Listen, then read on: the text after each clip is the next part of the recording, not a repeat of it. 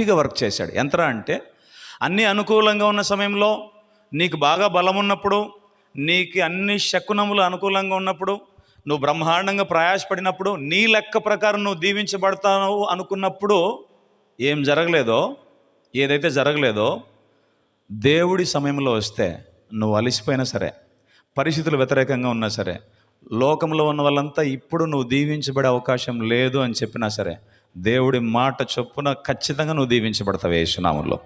హల్లెలూయా, ఆమేన్.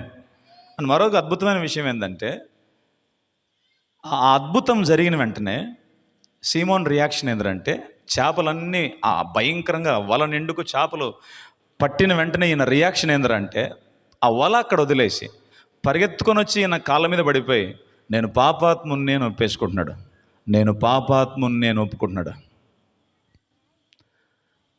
ఏమర్థం?